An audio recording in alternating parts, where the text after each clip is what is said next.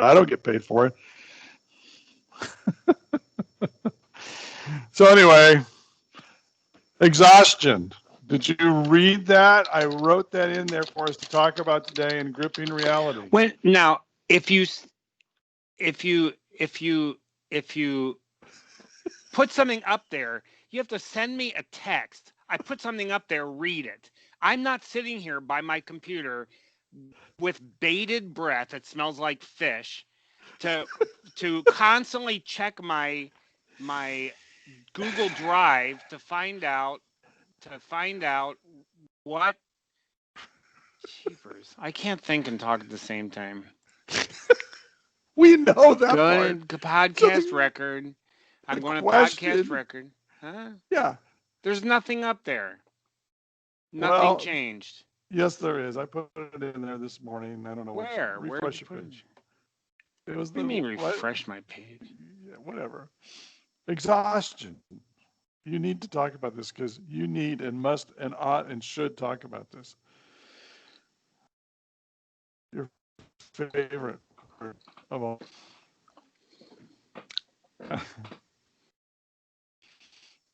Podcast stuff. Podcast record. Exactly what I just. What? No, there's nothing in there. That's what I put up yesterday. Well, here's the deal. And it's been shared with you, so. I know, but people are waiting for us to talk about something of importance. So stop looking at your drive and go there. So anyway, I had an idea this morning because I'm reading a new book, and I thought this fits in perfectly with where we are. Okay. Because we talked about sanity in the election, and now afterwards, I'm reading this new book. It's called The Ruthless Elimination of Hurry. The Ruthless Elimination of Hurry. Do you know who it's by? By a guy named John Mark Comer, Comer. And I'll tell you more about it after I get further into it. But what I read today kind of sparked a thought in my mind. Ruthless Elimination. Ruthless Elimination of Hurry. Do you want me to write this quickly or accurately? You don't have to write it all because I'll remind you, because I know you'll forget and you'll lose the note in the mess that you have on your desk. Just like you tried to find it the other day and you couldn't find it. So it's okay. By John Mark who? Comer, Comer. Got it. I'm there. God, I'm exhausted dealing with you. That's the. So wait a minute. Is it the elimination of exhaustion or the elimination of hurry? It's elimination of hurry, but it sparked a little thing in my brain, which that happens from time to time. That really right now where people are is in this whole thing of being exhausted.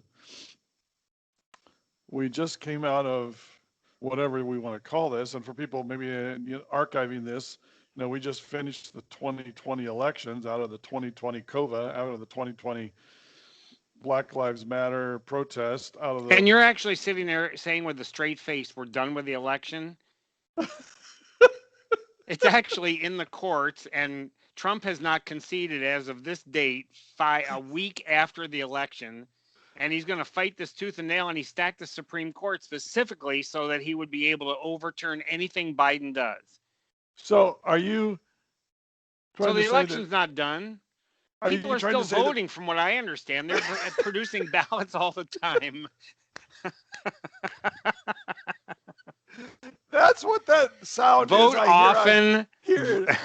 Vote local, vote often. Whatever it is. So that sound I hear is the machine going, cha-ching, cha-ching, cha-ching, cha-ching, right? It's my neighbors. Mimeograph machine. Yeah. They're pretty valid. Oh, yeah, I love that smell. Don't remember. God, how old are we? This is really bad. Anyway. Yeah. Okay, so So people are exhausted, but that's a generalized statement because at least 2 or 3 people that I know are not exhausted out of 325 million. So it's not everybody. But close. But by the time we're done with trying to figure out who actually is president, everyone will be exhausted. Okay, even their dogs and cats. I mean, yeah, cats yawn a lot. That is true. So they seem to be near the edge of exhaustion. Exhaustion, we put that in the area we call depletion. So people are at a very intense level depleted, whipped, overwhelmed, tired, sad, disenfranchised, grieving, hurting, wounded, sad, lost. Frustrated. That's a good word. It's not a good word. I like that word when you talk about depletion. Numb. Ooh. I put numb as extremely intense exhaustion. It is not mild. It's not a mild feeling to go numb. It's actually a safety device. Okay, hang on. I guess I'm trying to remember. Overwhelmed, exhausted. Different people put a top word, whipped. I feel like crap, or the S word. I'm the top one. Do you remember what the top one was on the list? No, not off the top of my head. Well, these really fit because we didn't say any of these, which is kind of amazing since we're the guys that wrote this. Well, so I'll do the top. It's so good that I have to refer to it to find out what I said, so I know how to use it. Yeah. So ache. Yeah, ache. Tell me this doesn't sound like a lot of the feelings you hear people saying right now. I mean, seriously. Ache, despondency. Ooh. Yeah, despondent. I mean, I don't know what to do. I'm just right. Here's a good one. Brokenheartedness. Yeah. Yeah, that's a big one. Lostness. We did loss, so we got close. Yeah. Here's also a really good one. Abandonment. Abandoned. Yep. I feel abandoned. I mean, that's what happens with all the staffers right now at the house, right? Anguish, which that I've heard people even in like stores where I'm shopping, the anguish feelings and the emotions of despair. That one's a big one. Right, it is. And then the top one, dun, dun, dun, agony and deadness. Yeah, agony. Yep. Yeah. Those Hey, this is a really happy conversation, isn't it? Well, we're doing good here so far. I think it's so. For anybody who's listening, please stay with us because we actually have some helpful tips that are going to kind of work on this. Yeah, well, as far as I'm concerned, I'm about ready to go to sleep. Or that, or get a large bottle with a large straw and just go for it. Because you might as well just pack it all in. I think one of the things that I find quite interesting, and it's hard for us to talk about any of these subjects without naturally falling into the very broad brush and using ever, never, always language. Everybody's feeling this way. There doesn't seem to be any hope. We're not moving forward. So we tend to say it that way. And one of the factors that occurs when people become super depleted, really, that's the word we use for this entire line of emotion. When they become super depleted, all the processes of creativity, of function, of relationship tend to get bled out. And so I don't have any ideas what to do. My mind, I'm totally blanked, would be a common expression. There's nothing we can do about this. Getting into extreme language, there's nothing we can do. It's just abysmal. And this becomes one of the challenges for how do we solve or resolve some of these very, very intense feelings without saying there really is no point in trying to resolve them because there is no resolution. It is hopeless. And I don't know if we added hopeless into the list of 40 or 45. But the Reality is the loss of hope, the loss of energy, the loss of drive, the depletion of, put the word depletion in there, depletion of ideas, depletion of um, energy, being able to move forward. Any of those words, if you supplant the description with a depletion of fill in the blank, something. The question is then what has drained dry? What Right. is it that's gone? Right. And why is that gone? Then we come back to the eternal two questions, which we will ask at every single podcast from now until the end of time. Even after we are dead, we're going to keep asking these Exactly. questions. And It's that going to be on is, a repeat. Yeah. what does it do to me? What is this situation? What is this hopelessness? What is this factor in my perception of my world? What is it doing to me, and what am I going to do with it? And in highly depleted, exhausted, overwhelmed, obliterated, wounded, stabbed in the back, I feel agonizing, I feel anguish. Any of those Despair. words, pick Right. any of those words. Right. Something has drained out, and I don't know how to recover it. Right. So the objective is my counseling work was to help people who were in a depleted state. They might most often call it depressed. I'm depressed. Right. Look at the outcome. Even the celebration, the people that were just hooting and hollering for Biden's win or the projected win or the alleged win or however you want to say it right now, we're still in the mix. I can be exhausted today, a week later, because all of the energy has gone out, and we've hooped and hollered and yelled and clapped, and that takes energy, so it depletes us. And if there's not something that's restoring that level of energy, we get to 4 or 5 days later and say, I am so depressed with what's going on in the country, and my guy won. Right. And I don't know what to do with that. That is incredibly natural. It is very, very appropriate and human for the depletion to occur. The key question is, what can I do to resolve that? How do I get past it? How do I get through it? And I think part of what you just said is really fundamental and for people to understand. This is a normal process. Yeah. This is not a bad thing. This is not a negative thing in and of itself. Again, coming back to the very things that we teach and we help people understand, emotions in of themselves are not positive or negative. They are neutral. The question is what do you do with those emotions, and how does it affect you? What are you going to do about it? But where I think we have a significant disconnect so much in our culture is that somehow we see all the people who are, celebratory and are all over the, this is so great, and people who are depleted, those people who are depleted, there's something inherently wrong with them because they are now depleted. They're despairing, they're hurting. So wait, clarify that.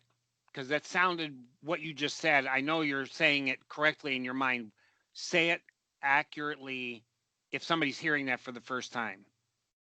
Which part? They're not wrong to feel depleted. No, they are not wrong to feel depleted. No, they are not. So in their mind, they may be saying, I'm a failure. I'm doing something wrong by being because I feel down, because I'm wounded, because I'm despairing, because of these things. Thank you for doing that, because there's nothing wrong with those feelings.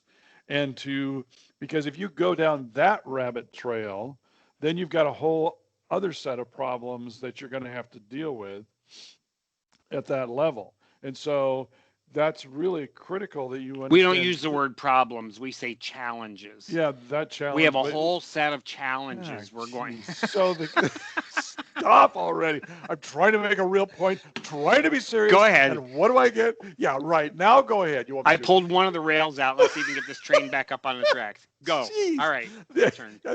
So Go away. I hate you. So you know. Oh, wait. Said in the most loving way. The most loving way. Yes. I'm with you.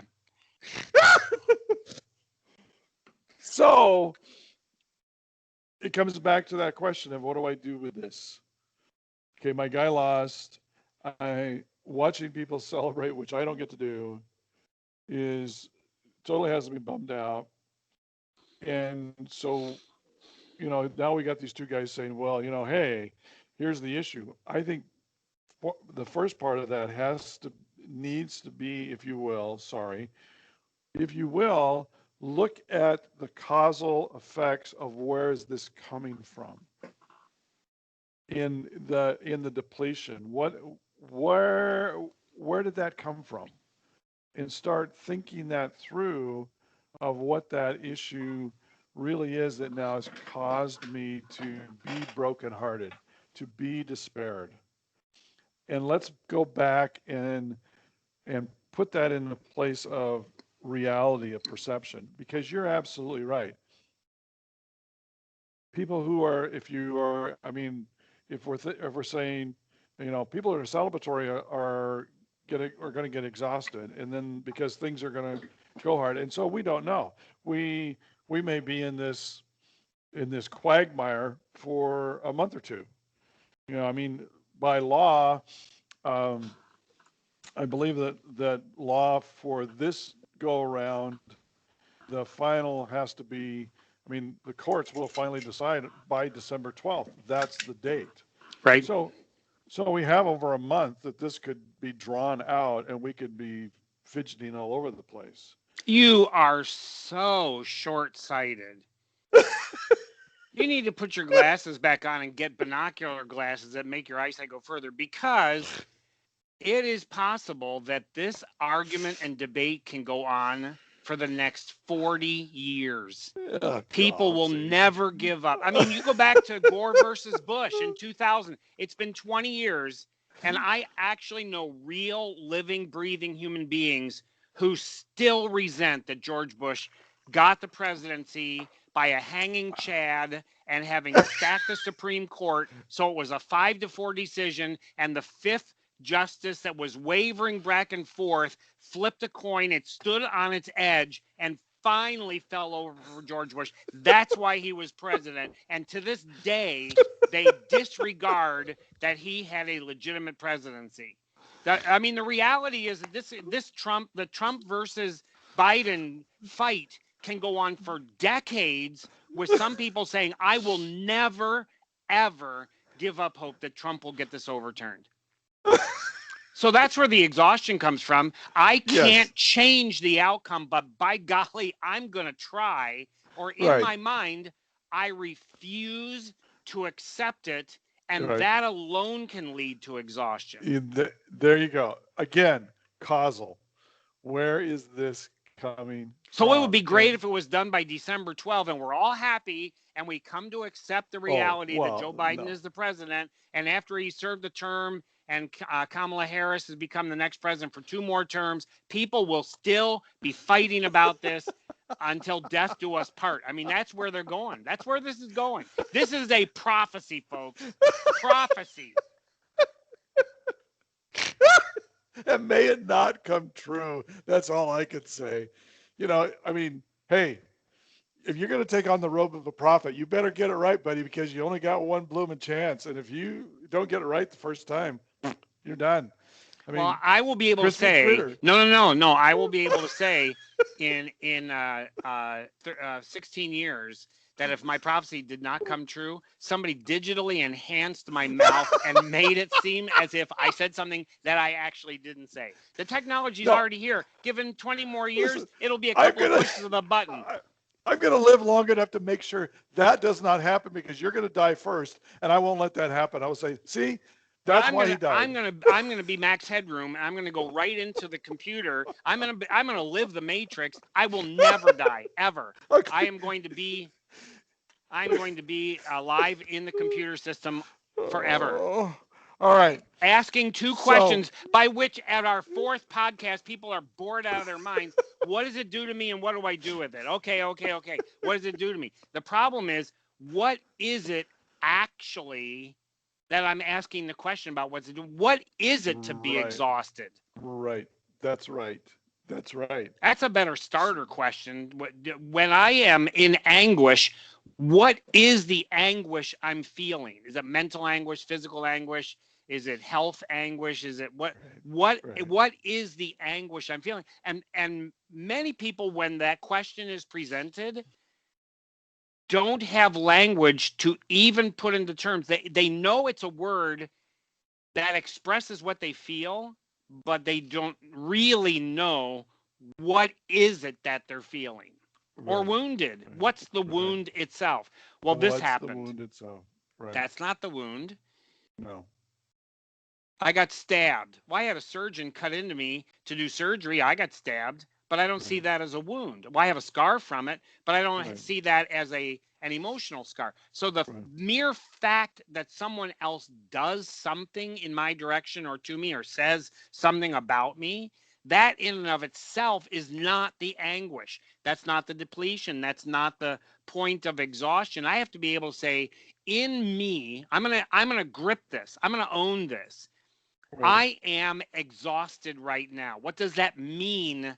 I went Right. to sleep last night. I woke up as tired as I As it went to was. Right. sleep. But Right. no matter how much I sleep, I don't ever feel rested. Okay, Right. that's an evidence.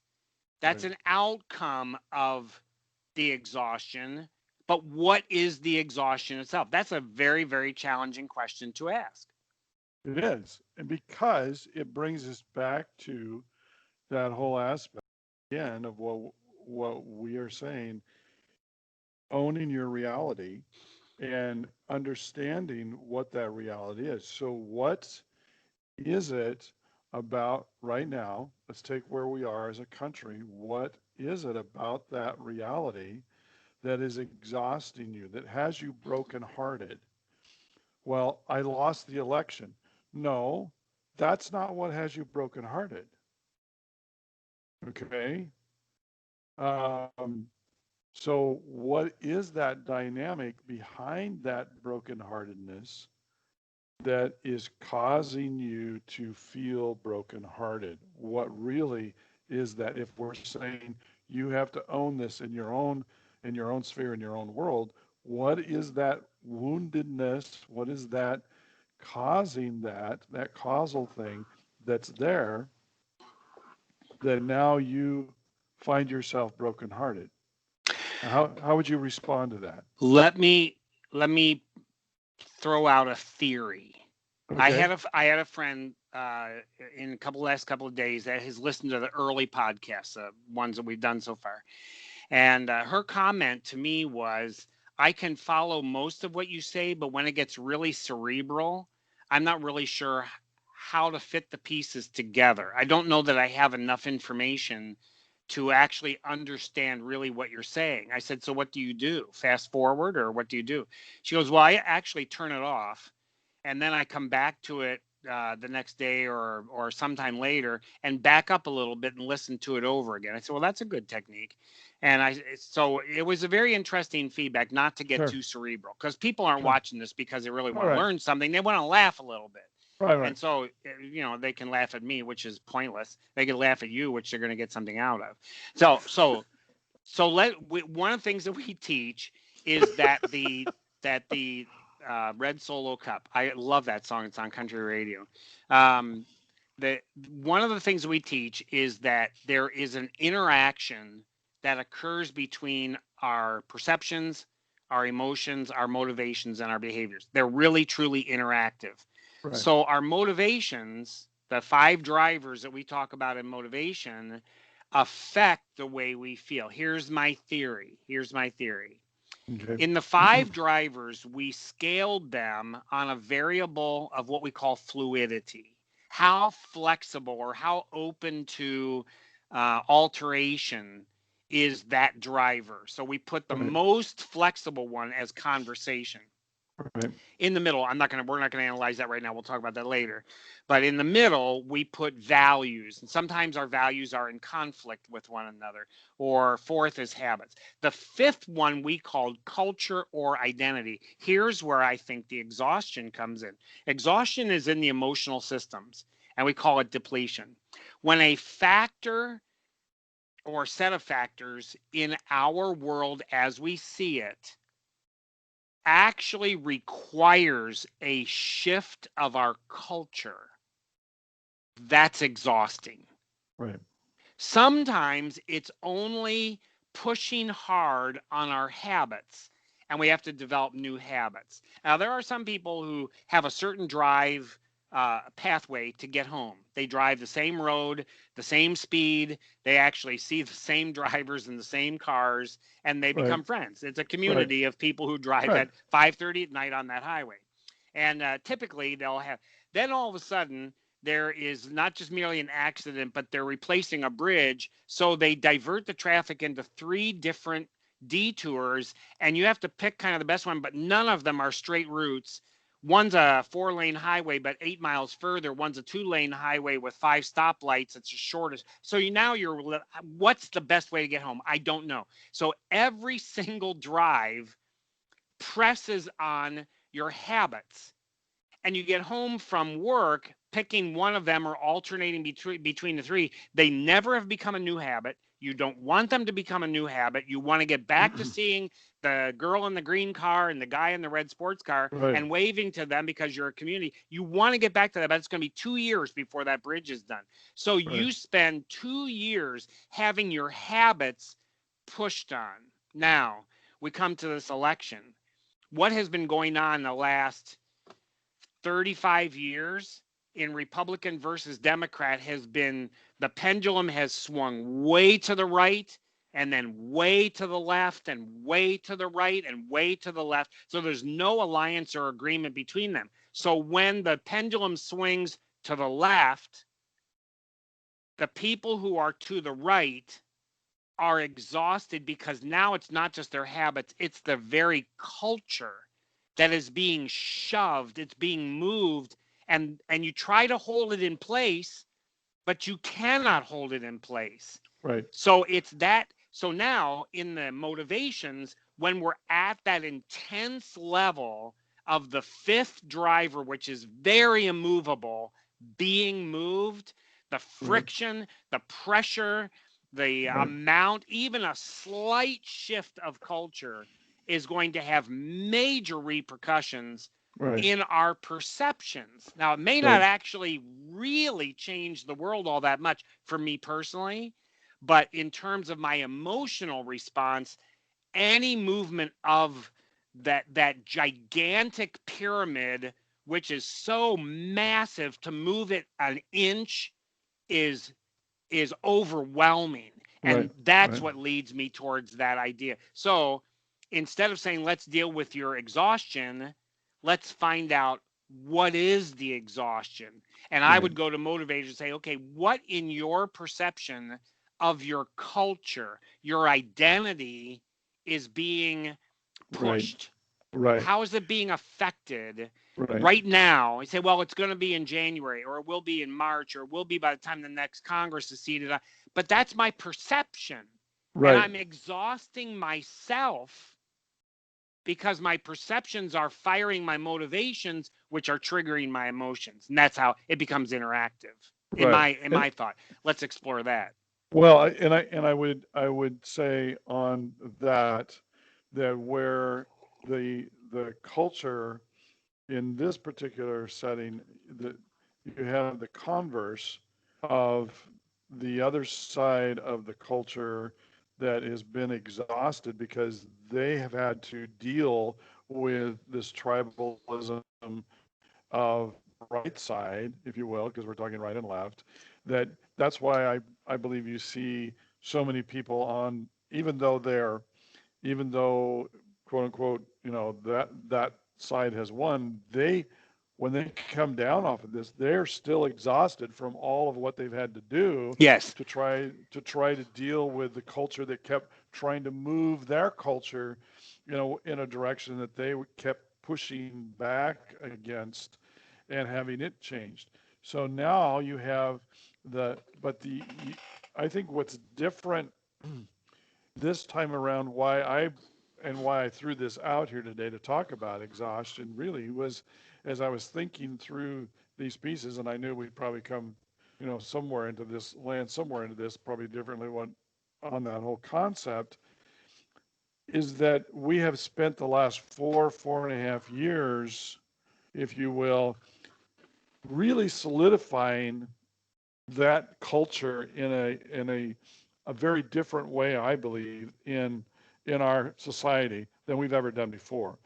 And so it's become, even though our country was quote unquote divided before that, I think we have now gotten divided around an incredibly strong identity that now, when that is being pushed and you now have to change and you have to figure out how you're going to function because you didn't have to function within the framework of a different culture.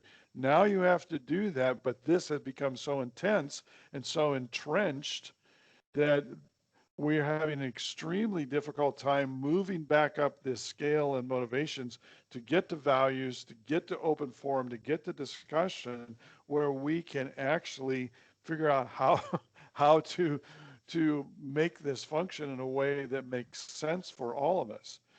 At least have the real dialogue that can help us move back down in the area of exhaustion, because we're able now to function within our culture without it being so threatened or pushed or changed on a consistent basis, because we can actually have a conversation about this. And that's Well, very freeing. one of the issues that's up on the table then is, at what point will authentic discussion and dialogue begin? Because if a person is saying Republicanism and Trumpism is my culture, and now you say, okay, well, let's talk about what values do we want in American society, or the conversation never starts. I'm done. I'm not going to talk to you again. And families have broken up over this. Friendships have been dissolved from people who were pro-Trump compared to people. There's really four camps. There's pro-Trump, there's pro-Biden, there's anti-Trump, which is not necessarily pro-Biden, and there's anti-Biden, which is not necessarily pro-Trump. And it might be, but it might not be. And so you end up with these four quadrants, and plus all the multiples of independence and on and on and on. I mean, we really have a lot of shards that are pretty sharp out there. But you have those four, and when you have somebody who is pro-Trump and anti-Biden at the same time, that becomes much more of a cultural issue than somebody who is in one of those four boxes without aligning them. So then you end up with an entrenchment that says, I'm not even going to talk to you. I give your position no respect, and I'm just going to wait you out. And my biggest hope is that Donald Trump will run just like Grover Cleveland did. He ran, he lost, he ran again and got a second term after the guy who followed him. And we're going to go for that again. And it's like, really? You're never going to give this up? You're not talking reality here. And they say, yeah, Grover Cleveland, he wasn't talking reality either, and he did it. Okay, all right, well, okay, how about that? We're in for 12 more years of exhaustion. Now, ultimately, the question is going to be, what do we do about it? Where's the resolution of this level of exhaustion? Is it stopping having the value or the cultural identity? Is it just give up who you are and not care anymore? How can you still care and not be exhausted in the process? That's a vital question. And I think we have to maybe even ask a more basic question. I don't know if it is a question that says, at what cost? At what cost am I willing to stay in this kind of mode that I know is causing exhaustion in myself and those around me. So, at what cost? Where do we, in the final analysis, decide, wait a minute, there are things that are more valuable than this culture in which Right, but the I'm people who fighting have for? something that's more valuable, they've already given up the fight on this. They've already given that up. So people who say, hey, I've been married to my spouse 11 years, but that's not worth preserving if it's going to mean I have to turn against Trump, or if I turn against Biden, or my democratic values, my Republican ideals. The other people who are willing to, let's say, negotiate, they're called in their own mind, not necessarily with somebody else, but they're willing to Right. say, okay, I had my time, I lost, I now have my time, but I won't keep it forever. Those people are still, they've already given up this fight and are beginning to recover. It's the people that won't do that. They won't give up that cultural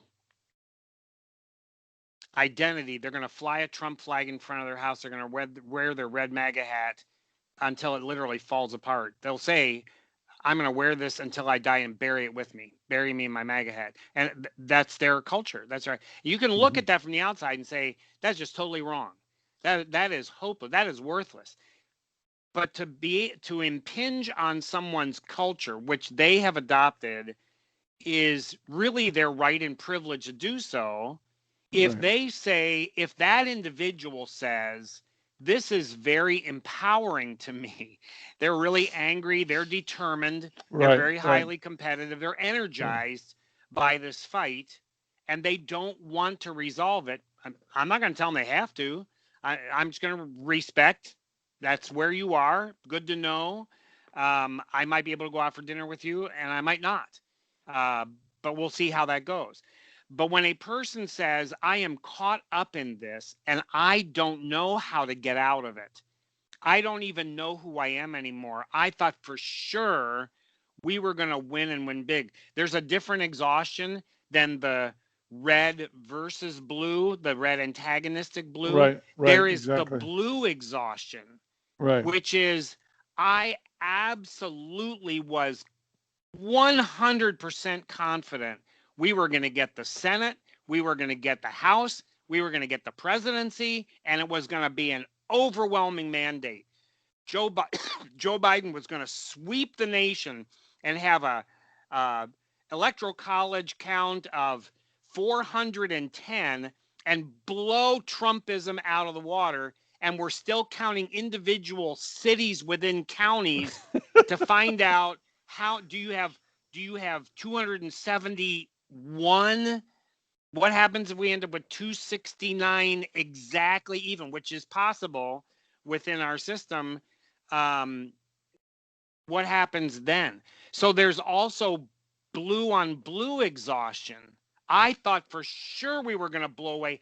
Now we're going to go through at least the next 2 years Right. of nothing is going to get done because it has to go through the To Senate, the and Senate. it's Right. still being led by Mitch McConnell, and it is still not, they're not going to pass anything. So Biden is going to do executive orders that that takes away from the people, from the legislature, from the judicial. It just subverts the entire system. But that's what Obama did. That's what Clinton did. That's what Reagan did.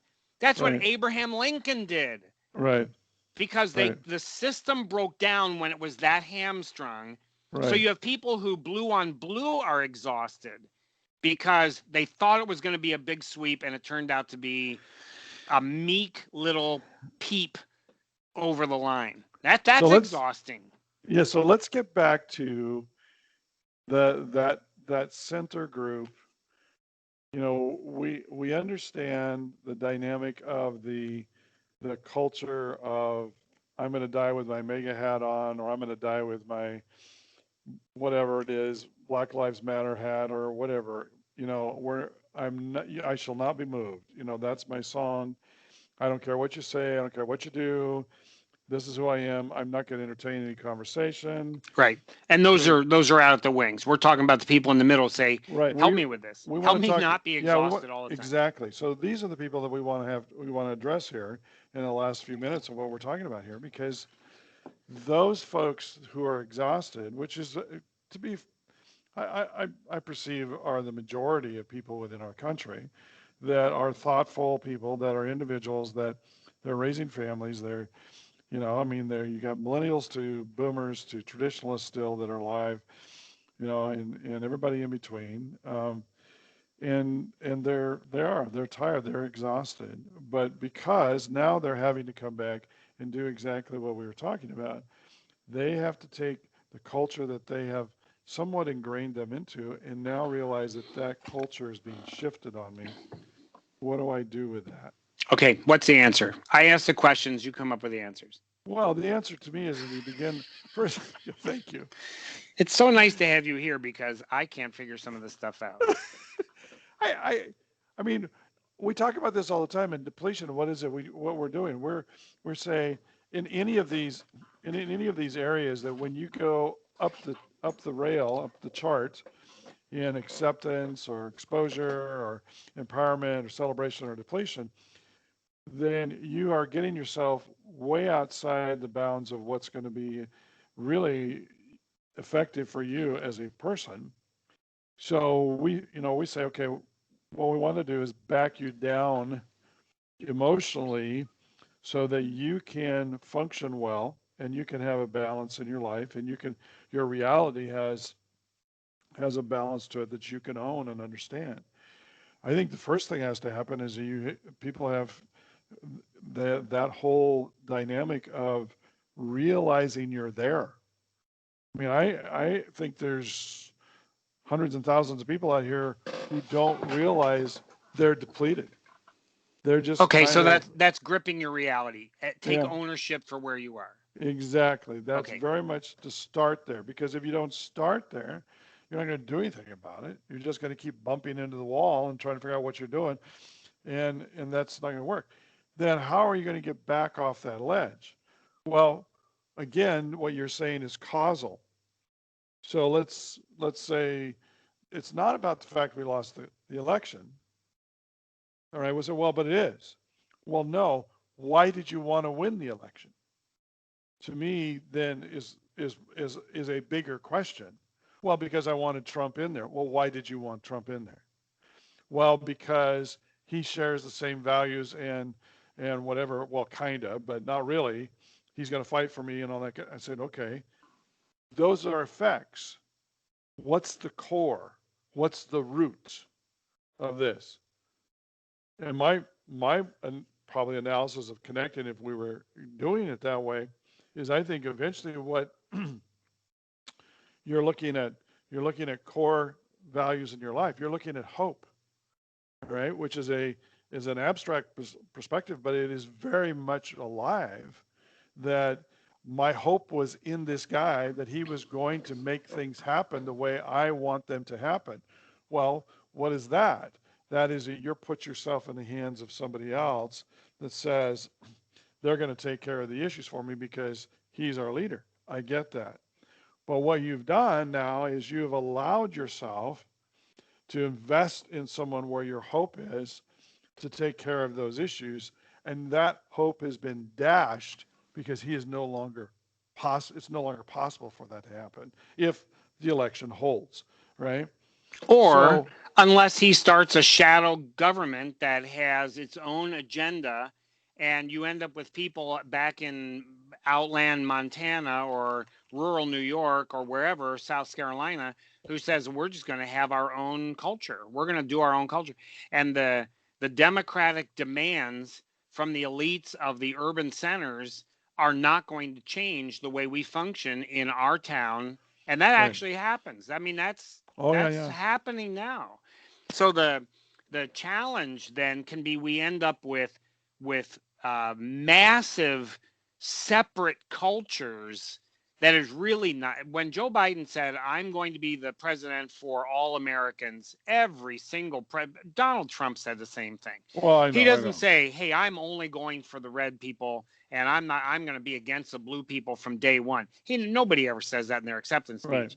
Right. The question is, what's really going to happen? Exactly. And it can be where he says, I'm the president for everyone, but a significant portion of the red side of the country says what the blue side said when Hillary lost, not my president. And they really meant that. You're not my president. I'm not following what you say. And so now we end up with this cultural battle that is, but what if we lose the unified value, what it means to be an American? And there were people after Hillary and there are people after Donald Trump that say, I don't care about that. I really don't. The idea of having a unified America means I have to give up what I think. No way, not going to happen. So well, I think we had that. I think we had that little kind of incident, same kind of incident that happened like what if I remember my history, 1861, 1860, with a guy by the name of Abraham Lincoln, when that very same thing happened in our culture. Well, in the first election of Lincoln, 1860, that election he became president in 61. The South seceded from the Union within 2 weeks. Right. That began, right? When he was elected, they said, we're done. We're walking out. And the seeds of that go back 40 years earlier. And I used to think when I was a student in high school, 40 years, holy cow, that just took like a quarter of American history. And now I look at 40 years. Oh, wow, that was fast. It really did that. That really did that fast.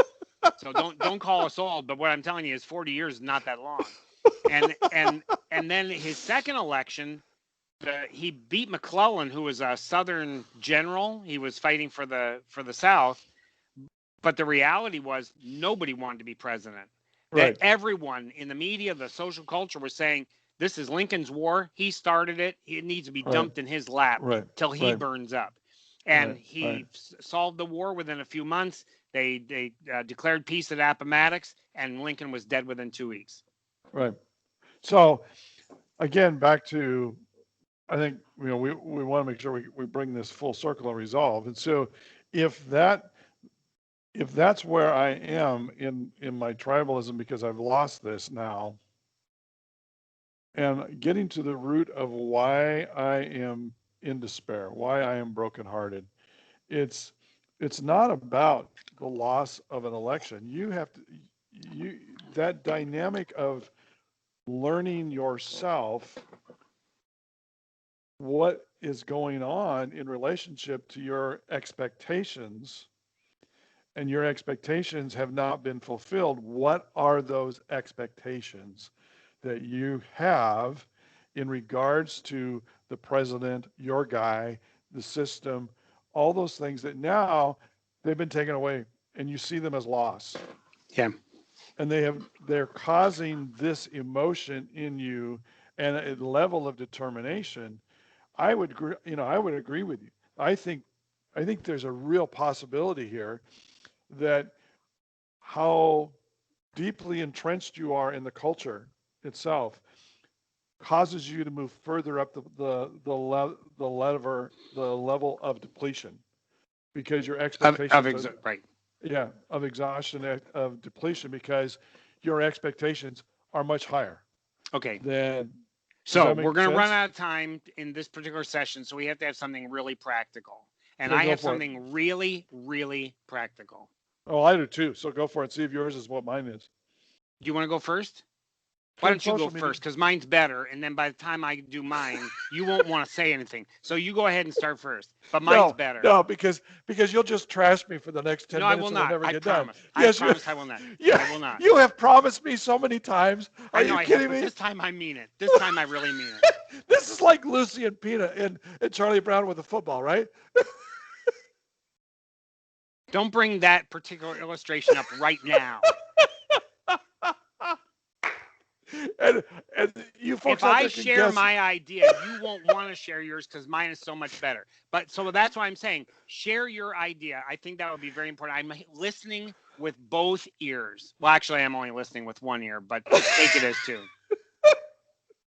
You want me to go first? I will. Yes, go first, because you're Okay. being Lucy, and I don't want to miss the No, football once no, again no, because no. you'll pull it up All right. underneath me. So Go. aside from you sitting there, everybody who's listening here, this is for you. The Okay. principle is this: pick your nose carefully. That's the principle. Pick your nose carefully. Now, nose is not this thing that holds your glasses up. It's NOES, the plural of the word no.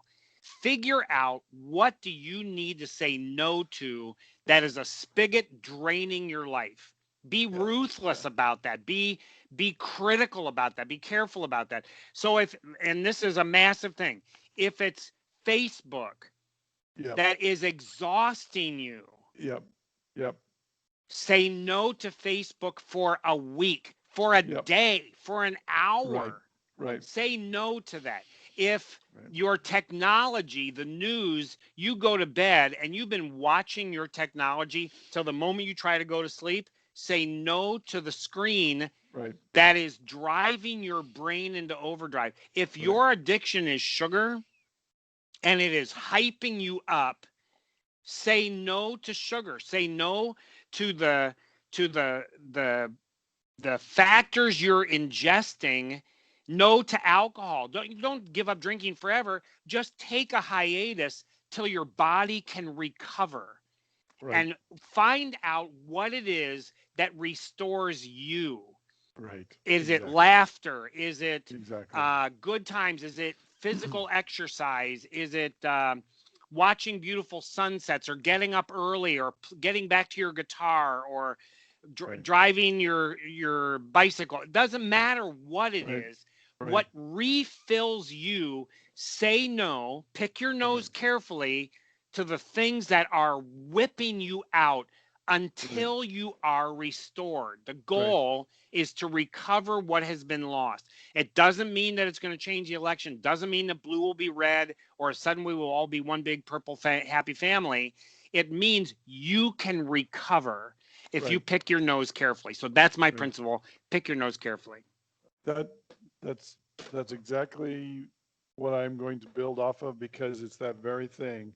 Uh, Take those things that are causing you to be depleted, and electronics and social media, the input, the amount of input that you are getting every single day. Even if you do this simple practice, which I do, you turn all electronic media off a half hour before you go to bed at night. Sit down with something else that's positive. Maybe it's listening to just some music, some reading a positive book, reading some articles that, something, but turn the electronic stuff off. Do not have it by your bedside. I say, well, I have my alarm. Okay, then put it across the room. You'll get up and go get it. That's fine. But get it away from you. But do a media fast for a day. You're not going to die. Yeah, you know what? You just aren't. And say, well, people, no, they don't. Of course, your work, you have to do that. But your own personal time, just take a break.